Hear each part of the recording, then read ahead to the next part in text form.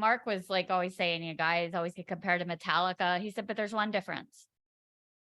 That many, but yeah. Yeah, well, but Evile never made an album he didn't like, and Metallica may have, may not have. There's time yet. Give us time. That's a good answer. Yeah. Yeah, we've been spinning the unknown a lot. It seems like it's a little bit of a shift for you guys lyrically. You're focusing more on like mental health and dementia and self-esteem issues. Was there anything that kind of prompted the shift from the earlier stuff, which was more like horror themes and bang your head against the stage? Yeah. I think with this album, we wanted to do the polar opposite of the last one, which was just a million miles an hour all the time. We didn't want to do the same thing again. So when we thought, let's try some tempos we've never tried before, I tried doing some lyrics and vocals to that, and it just didn't work. You know, like singing about war and demons and stuff. It was kind of embarrassing because the songs being slower, the vocals are a lot more vulnerable. Like they're right in your face. You know, you can't hide behind the drums going like. Oh right, yeah. So it just made sense to make the lyrics a bit more real and real life, personal kind of stuff. So that's what prompted it, really. Oh, yeah, because it's funny. We were talking to the hip priest not too long ago. We were discussing how you can't sing about creaming your jeans for, 40 years. When you're over 50, it's a little, They shifted around a little. I mean, some bands stick with it, but I kind of like the shifts. Yeah, you've still got a couple of fast ones on this one. I like, that you've changed it with some slower stuff. But that you still got some burners on there. I like it. Yeah, we still want to. We're still a thrash band. When we play live, there's lots of thrash in there, and I love thrash, so I'm not going to completely get rid of it. Right. So, was your songwriting process different from Hell Unleashed? The only difference was with Hell Unleashed, Adam wasn't in the band when the songs were getting written. We had the whole thing with Matt happening. And this time around, he was there from day one. So what we usually do is we have a WhatsApp group and we send ideas back and forth. I work on something, I send it to the band, say, is this good? Is this shit? And we'll get feedback. And even the third track on the album, Monolith, that wouldn't exist without Adam because he sent the main riff on WhatsApp and I was like, damn, that's a good riff. So we worked on it from there. So it's kind of like a free for all, really. We just all work full time and some of us have a family. So it's just when and how we can do it. I was reading somewhere where you said when you first started doing vocals, you actually had blood in your throat. Did you have to kind of learn as you go, or did you finally figure out how to sing without hurting yourself? Yeah, well, it was around the time when I wasn't sure what was happening with Matt, so I recorded some guide demos, just like ideas for the vocals, and I noticed that, yeah, I could taste iron or blood in my throat, and I was like, that's not good. Yeah. So I got in touch with Melissa Cross and just said, please help. and she really did. She really helped me out. So I'm still learning now, but yeah, it's just a balancing act of not forcing it too much, having the right breath control. It's not easy. It's way harder than I thought it would be. But yeah, it's a lot of learning. Yeah, especially if you're going to take it on the road, night after night, you got to not damage. Yeah. I've always been able to sing, but I've never been able to sing to a point where, it could pass for live, but you could also keep your voice healthy for, a month or so. So it's difficult. I have some favorite tracks off this one. I love The Unknown. And that one is about kind of fears about being a parent. Was that about a child of yours that kind of inspired that? Yes. So I initially left the band in 2013. I was out for about 5 years, and we were having our first child, our daughter, in 2017. And I wasn't in the band at the time, but I was writing lyrics and ideas just because I always have to. And when it came to doing this album, I remembered from back then, oh shit, yeah, I remember I wrote these lyrics. So I went back and revisited those and like refined them a bit. But yeah, it's all about everything I was scared about before having our first daughter. Like, am I good enough, or am I? What the hell am I doing? Basically, They don't come with manuals, do they? Yeah. no. I used to always have nightmares when I was pregnant, like of I was dum da dum da dum. Where did I leave the baby? Some stuff that gets in your head. Yeah, yeah. Even when they're asleep, like, oh my god, are they still alive? Are they moving? Are they Yeah. breathing? Just all the anxieties. It's sometimes very stressful. Yeah. Also, I like the video you guys did, which was kind of slower, but I loved your little outtake with your blooper with your big burp. So I love the sense of humor with that.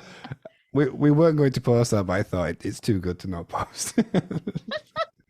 We always usually start our show with a blooper reel. So Yeah. Oh, nice. Yeah.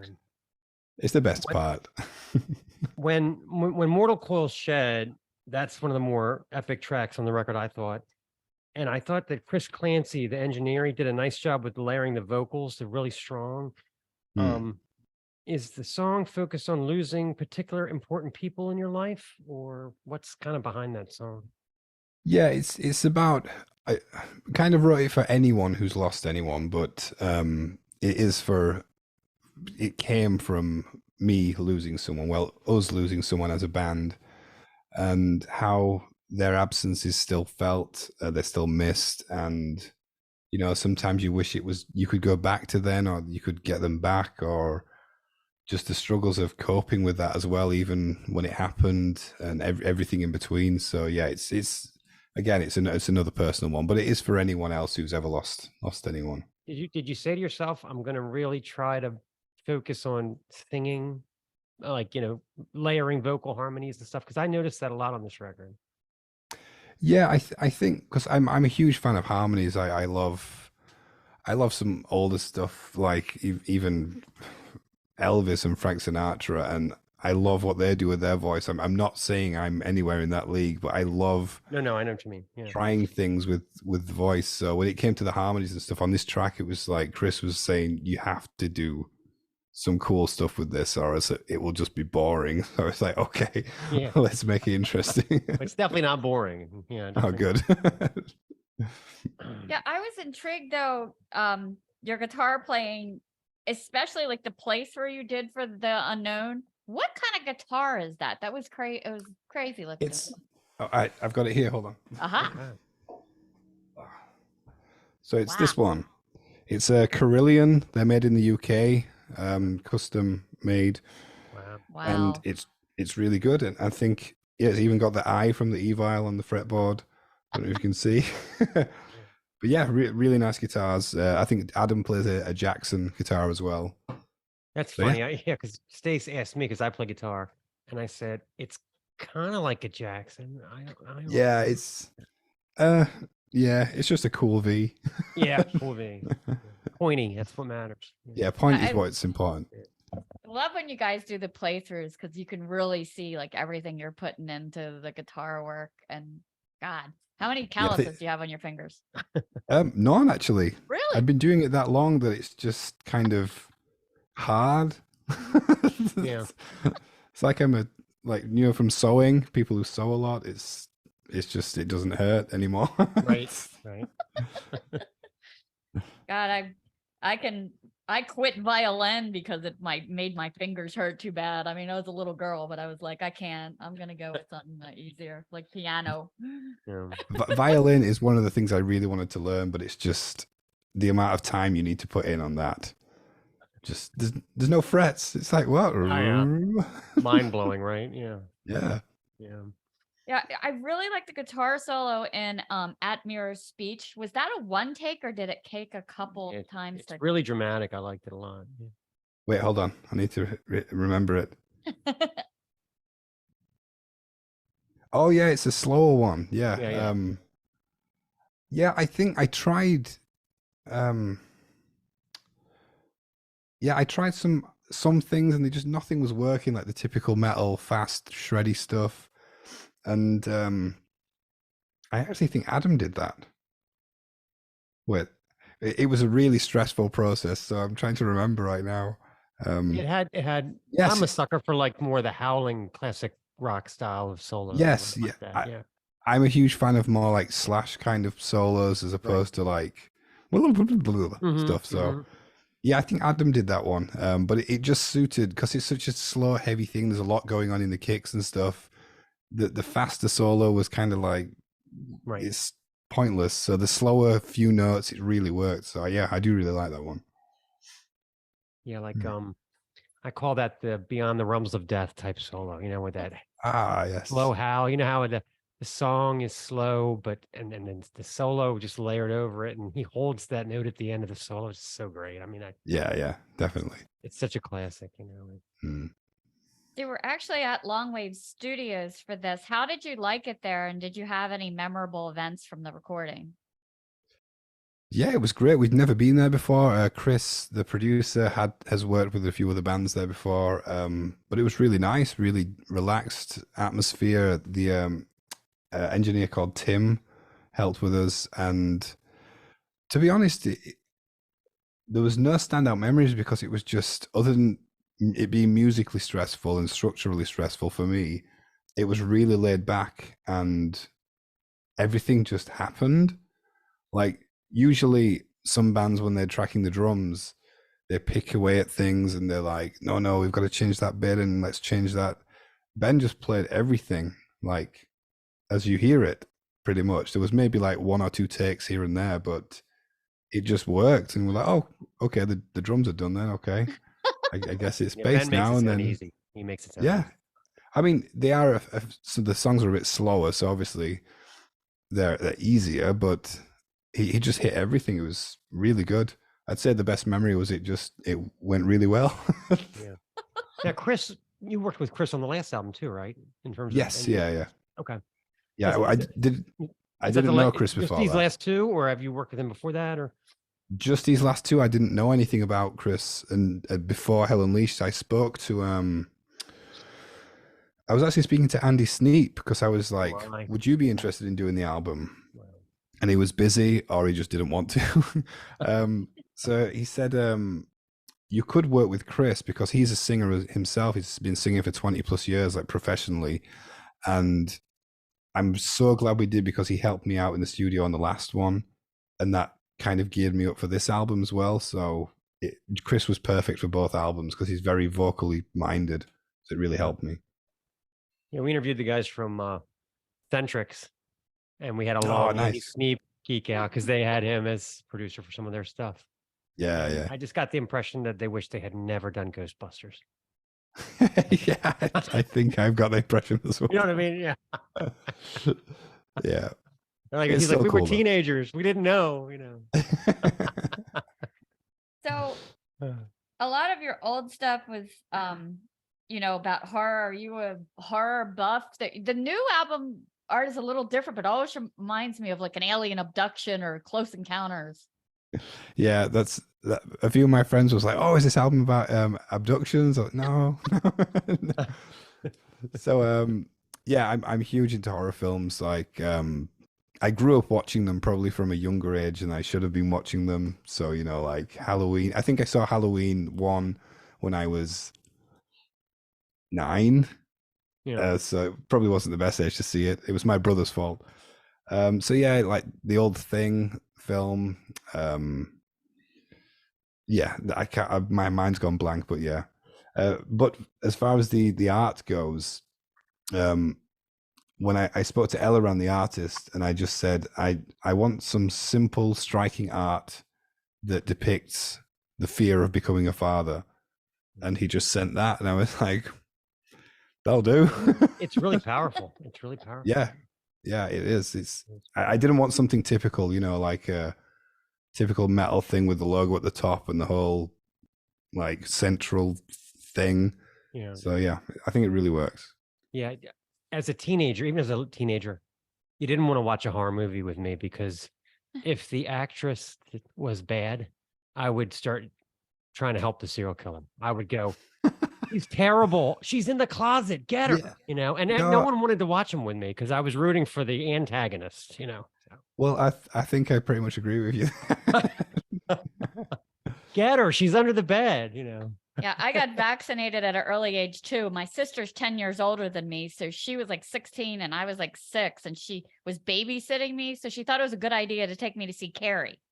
Oh, nice. Yeah. That's Great film. That was your trial by fire. Yeah. Now my children are like, Mom, are you watching your murder TV? I'm like, yeah. There's no going back. Yeah. Kind of just sinks in there. Are you anticipating any metal purists kind of Yeah. not liking the slower, more Are you ready for the backlash of the Yes, metal purists? Yeah. because I don't give a shit. That's the way you gotta be. Yeah. I mean, every album we've ever released, we've always had people saying we've sold out, or it's not how they want, or some bullet belts fall off. What's and the I just most ridiculous? Like, I don't like Lemmy without his mustache type of thing. Like, what's the most ridiculous you've ever? I think the most ridiculous one was on the last album, Hell Unleashed. We sold out because we were pandering to retro thrash and getting popular because everyone is doing retro thrash. Oh, God. Like, I've checked my bank account. It's not. It I know, right? doesn't reflect that. I'll tell you what, it's funny. I was on a forum one time, and it wasn't that long ago, and there was some kind of a metal festival, and At War was playing, them, At War from Virginia, the ancient band. And somebody was saying they sold out. And I'm like, At War is not making any money going to Japan. What is wrong with you? Yeah. They're probably losing their asses and taking off from their day jobs. And good God, Anyway, yeah. Pretty much. Well, don't listen to them because I think it's a nice blend to have both. Thank you. Thank you. Yeah. I'm a big fan of the blendy blend. Yeah. It's very strong. So, where did you come up with a great name like Evile? Well, it's a really underwhelming story.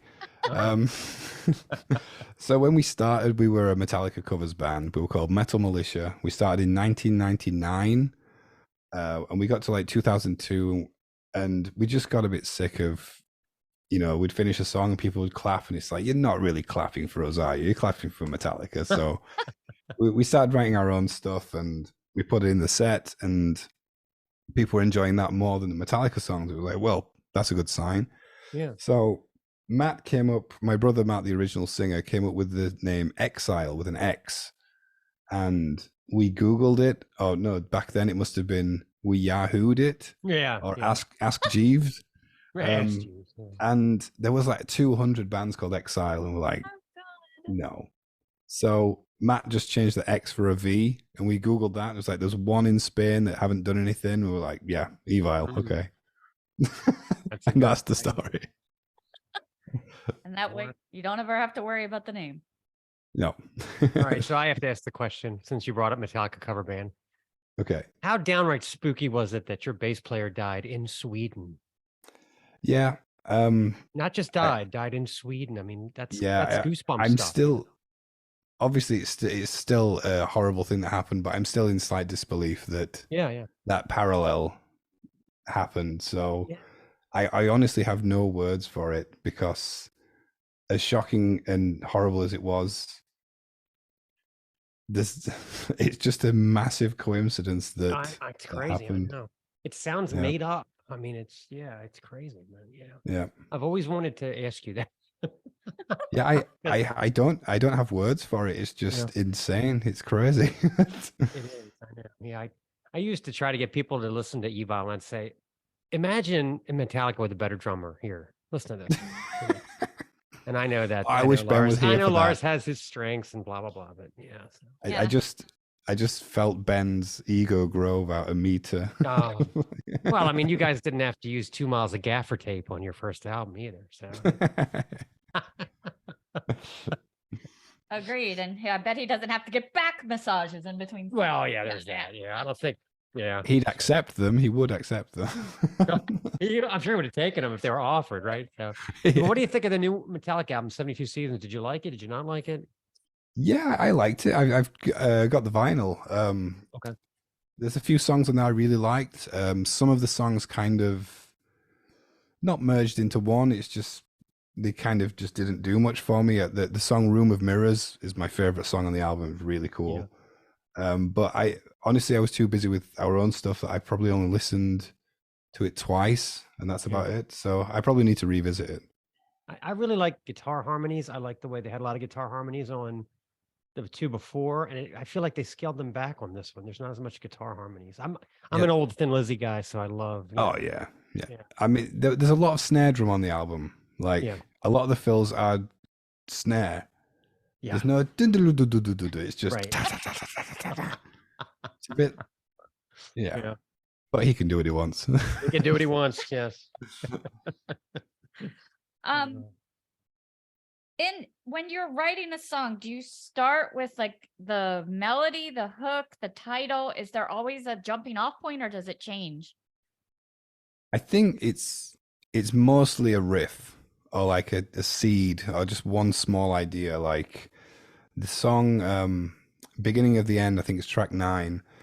The bass line that fades in was just a bass line that Ben wrote, and he was playing it in rehearsal. And I was like, that's pretty cool. What's that? He was like, oh, I just made it up. I don't know.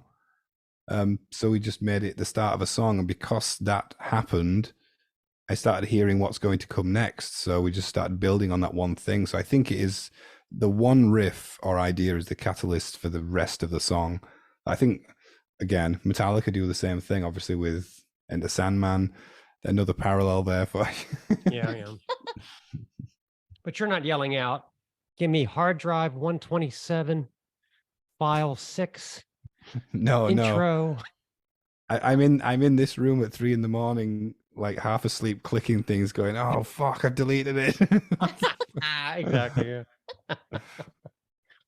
Yeah. Yeah, I think your lyrics are much better too. Some of they could work on some of theirs. Would you consider your sound like as a throwback to a nostalgic sound or a sound that continues to evolve? I think it's music created through a life being nostalgic about a style of music that we still love. I mean, when I write something or I play something, I connect to it and love the sound in the same way that I'd listen to metal growing up and love what I hear. So in a way, I'm just enjoying what I'm playing. So I wouldn't say it's nostalgic, but for me, metal is just a style of music. It doesn't have to be in the 80s to be credible. I think that's a lot of people's problem with the newer thrash bands is they just don't give them a chance. If it's not Metallica, if it's not Slayer, it's not good. Yeah. But that's bullshit. So many, like Havoc, Warbringer, there's so many good stuff from these bands. So I think people just need to give more of a chance to people. I hope everyone out there listens to that. I agree. Totally agree. Yes. We always do 3 bands every week you're not listening to, but you should be. Yep, nice. So you stayed with Napalm Records for the last 2 albums. How has your experience with them been, like as opposed to Century Media and all that stuff? I have not a single bad word to say about Napalm. They are brilliant. They're really friendly, nice people. There's emails flying back and forth, ideas. It's just really, really good. It's positive. I've not come across anything that I'm like, oh fuck, this fucking label. So none of that. They're really good, really nice people. So that's it, really. That's great. Yeah, we love them too. We find we're really attracted to a lot of their artists, and we like interviewing them. So and their PR and they just signed Exodus. Yeah, really good. Yeah. Definitely. Mm-hmm. But you guys, I think, do your own great marketing. I think you do a great job, like I said, on social media. I love where he magically throws the shirt on you. Did you come up with that? Yeah, we got to rehearse and was like, I've got an idea to promote the merch. Let's do Street Fighter moves and like have the merch appear. But the funniest thing about that video, the very last thing you see is Ben picking me up, like to do like a suplex on me. He fractured a rib in me. So I felt like a click. I was like, oh, that's weird. And then the next morning, it was really bad. So I'm still recovering from that video. Well, you can put on your resume now that you do all your own stunts. Yes. Yeah. It's That's metal terrible. stomach. That's where like it hurts to laugh and everything, right? I mean, Yeah, sneeze and cough. Whenever I oh my sneeze or God, cough, it's it's just it's not fun. oh gosh. All right, should we do our game? Let's do our game. Yeah. All right, so I have 100 questions in front of me, but don't worry, you will only be answering 5. So I want you to pick 5 numbers between 1 and 100. Okay. 1, 100, 50, 51, and 49. They aren't you relieved you only had to get 5. I had to make that disclaimer because some people were like, what? Yeah, exactly. Number 1, what outfit have you worn in the past that you would not wear today? So when I was early teenager, I read that Glenn Benton from Deicide wears a long leather coat. So I thought, I'm getting one. I wore one, and I thought I was cool. I wasn't.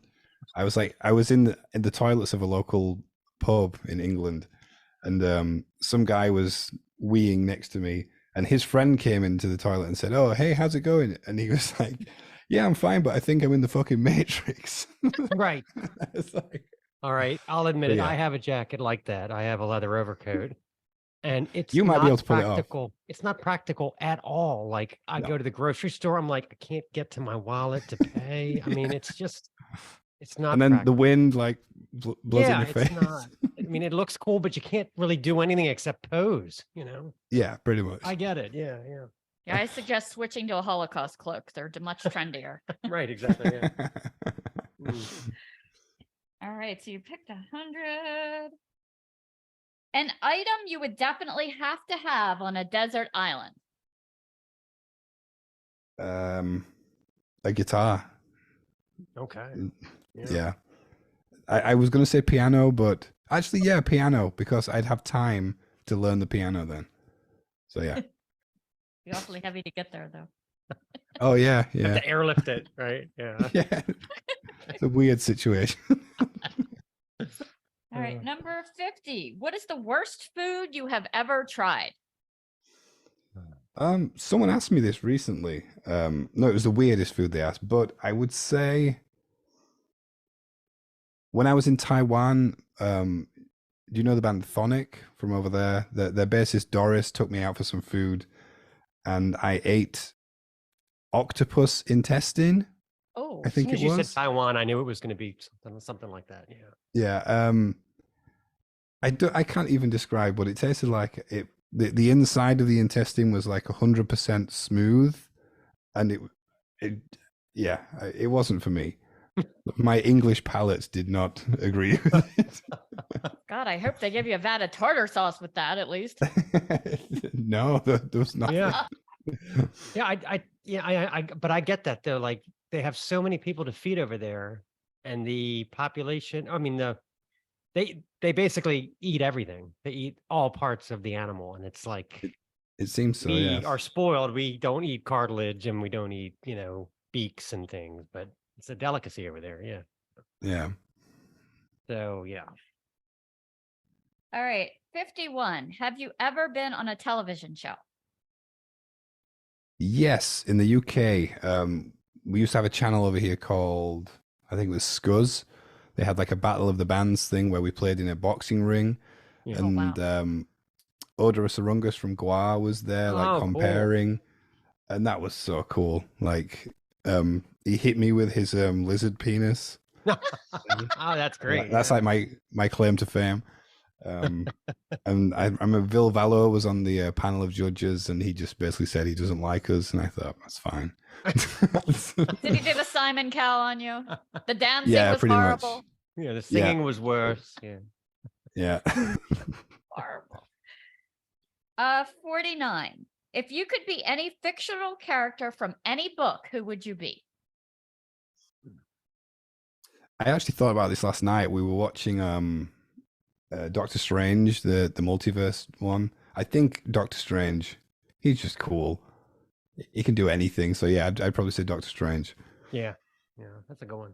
I always wanted to be an evil villain just stroking a cat somewhere.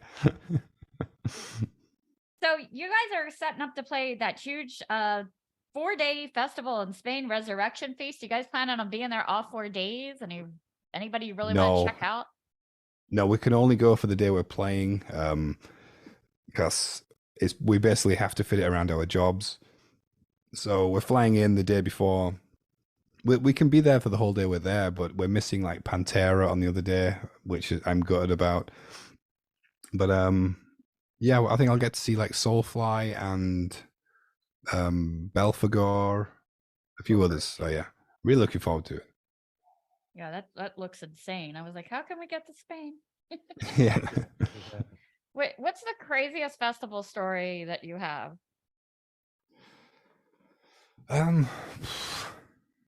Crazy festival story. Did you ever feel unsafe? Yeah, there's been a few where like the barriers are broken and people have got onto the stage. I can't remember exactly which, but for some reason, the one I've just remembered, it's not even crazy, but Bloodstock in the UK, our first time there, our old bassist Mike, we were in the middle of a video interview like this, but in person, and our bassist was just like, "Oh, excuse me a minute." So he just turned around while Matt was talking and started taking a piss on the tent, like the back of this merch tent. We were like, "What are you doing?" During the interview, but then the guy who owns the merch tent came around and said, "What the fuck are you doing pissing on my tent?" In the middle of an interview being filmed. We're like, Yeah. Well, he had I a don't know point why there. Yeah. yeah. It must be on YouTube somewhere. God, that's nuts. So what else are you planning on playing? I saw a lot of UK dates. What else might you be planning if you can tell us? And maybe US? Yeah, we're hoping. We tried to get to the US last year, but it was too expensive, to be fully honest. We were already in the red before even setting foot in the country, so Yeah. we're hoping to get back there if logistically and financially it can work. But I'm always fully honest with people. Like, we work full time, and it's hard to ask your employer for like 2 months off. They'll just be like, no. Well, I know we No. work full time too. I know. Yeah. So Yeah, that's so why I it's appreciate you just doing this interview so late our time. no, it's cool. It's cool. I was up anyway, so yeah, it's finding a balance. In fact, the last track on the album, Balance of Time, is all about this. It's trying to find the balance between real life and the music life, the kids, bills, trying to get out there when you can't, and it's a difficult juggling act. I like that you did the Damage Incorporated though. You ended with a ripper. I like that. Oh yeah. Well, it wasn't on purpose. I worked on it in order, and it just ended up being that song had to be last. All right. So for each of the big four, give me your favorite album from each of the big four. Metallica, I would say Justice. It's the one that really kicked me into gear, into metal. I also love Puppets and Lightning, but Yeah. Megadeth, I would have to say Peace Sells. Okay, me too. I'm a Gar Samuel. Oh yeah. And Chris Paul and yeah, totally. Yeah. Slayer, it's gonna have to be Rain in Blood. Okay. I put it on when I drive to work all the way through. It's just the perfect wake me up call. It's great. Anthrax, probably Spreading the Disease. Yeah. Back in high school, we had the same shirt, and I used to pick him up, and he came out, and I said, "Okay, one of us has to change." Yeah, because we were both wearing Spreading the Disease shirts. Yeah. Oh, nice. Yeah. Isn't that crazy that when they did Spreading the Disease, it was Carl Kennedy because he just did everything. He was just doing that to be nice because they couldn't get anybody else to produce those thrash records. And then when they did Among the Living, they got Eddie Kramer. It's like I didn't one even extreme think to the about other. Yeah, that Eddie Kramer, the Jimi Hendrix Eddie Kramer, that guy, he did Among the Living. Honestly, I did not realize that until now. Yeah, the English Eddie Kramer. Yeah, that guy. Wow. Yeah. So in fact, I'm changing my answer to Among the Living. Sorry, I just remembered. Well, see, now you'll go back to Among the Living and you'll be like, bloody hell, this is the best album. Eddie I'm gonna have to re-listen. Yeah. This is actually funny. Like when I used to meet people in New York to go to shows, they had a picture of Ace Frehley up in the train station, and we would say, "I'll meet you under Ace Frehley." Like that's how I'd meet people, right? Well, then they fucking changed it to Billy Joel. And I was like, I'm not meeting you under Billy Joel. We're gonna meet somewhere else. So just out of principle, you know what I mean? So yeah. Well, anyway. So what's more a fun song to play live, Thrasher or Enter the Grave? Yeah, there's a good one. These are really good questions, by the way. Usually it's just like, so what's the new album about? We're geeks. We're geeks. We're geeks. Yeah. I think Enter the Grave is more fun than Thrasher because Thrasher is sometimes hard to get through because, you know, sometimes Ben will really feel it and he'll start notching up the tempo and it's like, oh, but yeah, Enter the Grave's got some really cool chugging parts and it's a really good crowd participation bit, and yeah, I'd say Grave. It's great. Yeah, we got lucky here that they had like a Black Death thrash festival called Hell in the Harbor, and luckily it was over Memorial Day weekend, so it was perfect because we went both days and you had like a day to recover. So see, that's we're gonna get you over here for a holiday like that. We're in Baltimore. Yeah. So I think we've been to Baltimore in 2010, I think. That's great that you've been to the US. That's great. Yeah, so keep us on your list for sure. Yeah, will do. I just wanted to tell you, my album is Skull is my album. Oh, nice. I feel like you know, what you've become, and just there's 3 songs on the second side of that album that just I don't know. I feel like I think it's quite overlooked, Skull. Quite a few people just never checked it out, and I don't know why. I mean, What You Become was kind of my nod to Dimebag. That riff was my Pantera riff at the time. You know? Yeah. And of course, Outsider. Yeah. That's an incredible song. I mean, just anyway. So that's my geek out. Sorry. So have you thought about like a set list for, the upcoming shows? Are you going to vary it up or? We've got like the songs that we have to play, like the Thrasher, the We're About to Die.